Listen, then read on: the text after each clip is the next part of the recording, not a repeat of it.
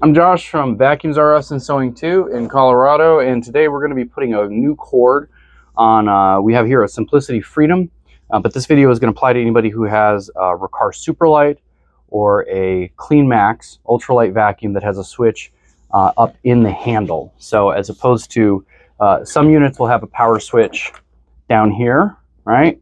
If you have a power switch down here, this video does not apply to you. If you have a power switch up here, then this video does apply to you. So any of the modern Riccars or Simplicities, as well as CleanMax that have the cord that goes into the handle, and you have a power switch up here. So what we're going to do first is we're actually going to remove the handle. I'm going to go ahead and actually cut the cord off so that it's out of my way. It's really common we do cord replacements on these. It's not a defect. The machines are really powerful machines, and people will tend to run over their cord with the machine, and that damages the cord, particularly if they're people who are used to lower powered machines where you can kind of get away with running over the cord without doing any damage. They're not really careful and they run over the cord, and that's what we have. Is we have a lot of abrasions on this cord that are getting kind of dicey electrically. So I cut the cord off entirely, threw it away. If you're going to do that, be aware there's a short cord that goes from the base of the machine up to the top. Do not cut that. So quick disclaimer, this is an electrical repair. You're going to do this at your own risk. You can watch the video. This is a public service to you, but if you burn down your house, electrocute yourself, or your vacuum cleaner eats your dog, that's on you.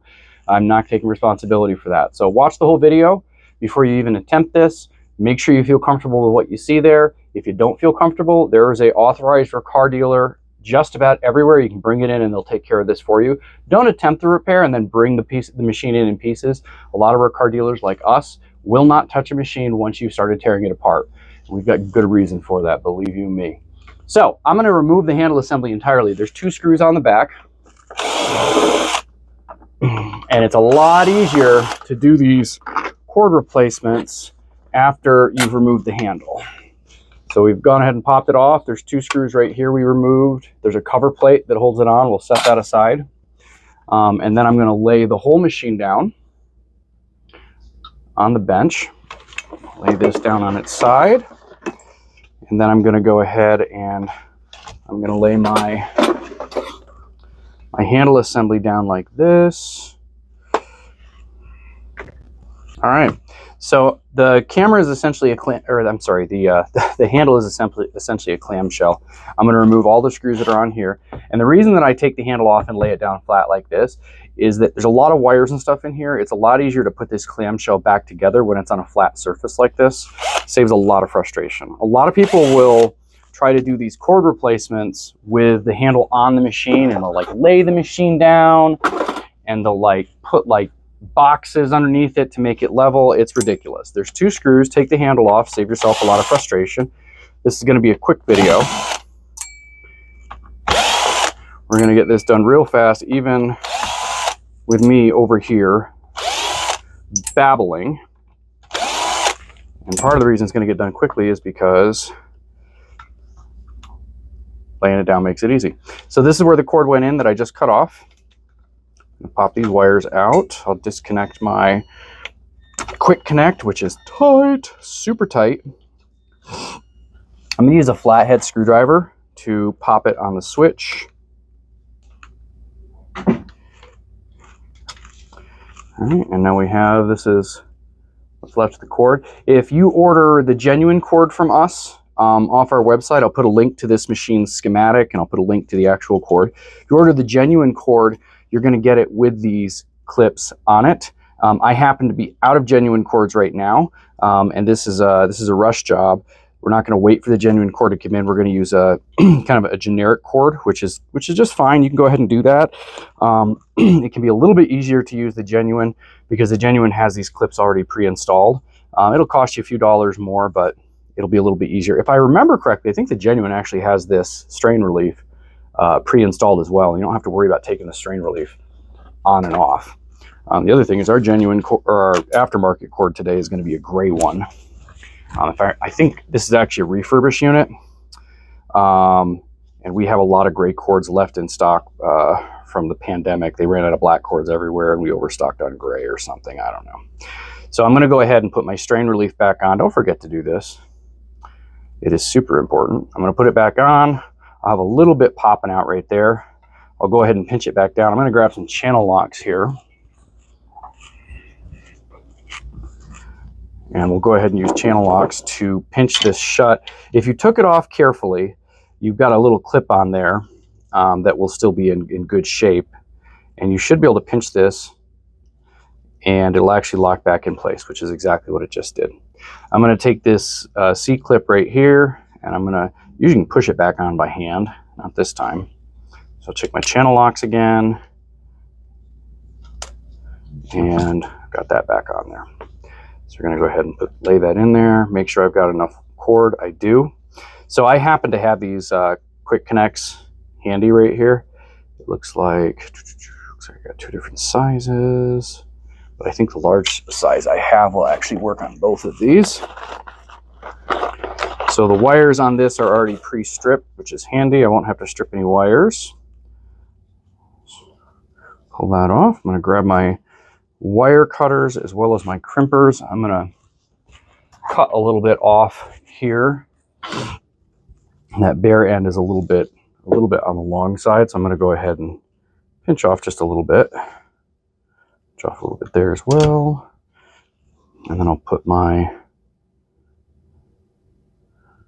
crimps on, pinch them down real good. I always check to make sure that I've got a good connect there. I'm going to silence that phone. I always forget to silence the phone when I start these videos. Get my other one on there. Crimp it down real quick. Check to make sure we're secure. And I'll go ahead and plug into there. Nope. No, that's the... Actually doesn't matter, but that's fine. I'll do it right. White to white. And then I'll put my other one in the back here. And this is a slightly different type. You see we've got a bend on the ones that were there from manufacturer. I used a straight through. There's actually plenty of room to do that. That's not a problem at all if that's what you have. If you have straight through, that's a lot more common to be able to find at hardware stores. More likely you're going to have that in your workshop if you're doing this at home. So I'm going to make sure my, yep. So this is worth the strain. This is worth mentioning. The strain relief has flat spots on either side. And the flat spots, if you drop it in properly, the flat spots will be on this side and this side, and that'll go in tight. And then we'll just kind of work these wires back up the way they were supposed to be. Push them back down in there without damaging them. Careful with that. Okay, so here's a trick. I always love throwing in a little hack. If you've watched my Auric videos, I leave the cord hanging out like this, or the switch hanging out like this, right? I leave it out.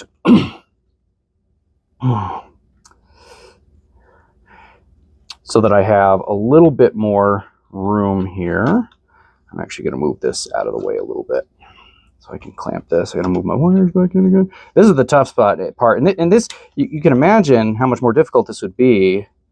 Oh, I got these. You can imagine how much more difficult this would be if this thing was standing up or even laying down with the handle assembly attached. It's and you know, in this case, I've got it laying right here. It's a lot easier, but you can imagine how much harder it is to get these wires in the appropriate channels when the thing is flopping all over the place. So, all right, we're set back up again there, and I'll get my cords in there.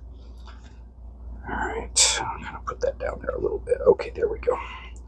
Cords are all out of the way. You want to make sure your cords don't overlap this little bridge right here, because then when you put your handle assembly back on, you could potentially pinch them. So the reason I'm leaving my switch hanging out is because it gives me more room there. So just like that, I can drop this.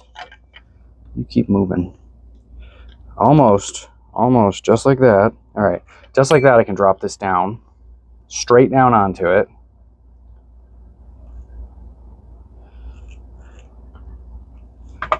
And then clamp it down. If you're using an electric screwdriver, make sure that your clutch is all the way down. These posts in here are very sensitive. It's very easy to snap them when you're screwing down. And I typically start, I kind of bounce around like that as I'm clamping this down.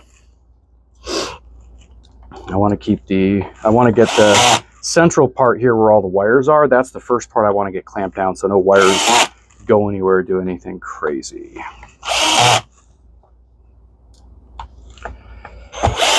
Okay, so now this switch actually has clips on the side of it that press in. So now I can actually just push the switch in and it will snap in, right? And it doesn't come out. Way easier to leave the switch out like that. I'm going to tamp these down. I'm going to actually raise my clutch a little bit and tamp that one down. I could tell that one was a little loose. Yeah, we're good. Way easier to do that. Leave the switch out. Gives you a little bit more room to work around with the wires. And then we'll go ahead and we'll reattach the handle. My plate and my 2 large screws.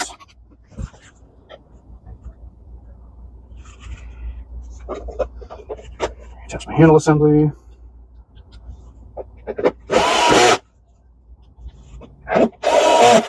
All right, and then we'll test it real quick and make sure we're good to go.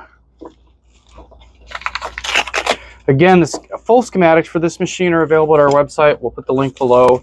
We'll also put the link below for the cord itself too, if you're looking for the cord specifically. But all the parts can be found at the schematic link. Some of them are actively in stock. Some of them are you're going to have to special order. It'll be marked back order. Take 2 or 3 weeks, but you'll get it.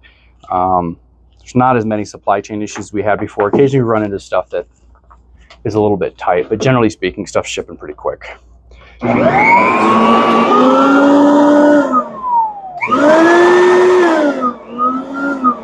right, high speed, low speed. We are good to go. We got a brand new stinking cord. That was easy, right? Actually, not that bad. That basic technique and that basic methodology can apply really to most machines where the cord goes directly into the upper handle, and then you have a short cord that goes down to the base of the machine, or maybe your electronics are inside of the machine. That general concept of removing the handle when it's a clamshell, opening the clamshell, leaving the switch hanging out and putting the cord in there will save you a whole ton of time when you're doing cord replacements. If you're somebody who owns a high-powered vacuum cleaner like this, or you're a Riccar dealer, so you sell high-performing machines, you do a lot of cord replacements. People run over cords a lot. This will save you a lot of time. Might be able to let you lower your amount of hours you bill for cord replacement, save some people some money, and definitely save a lot of headache for you.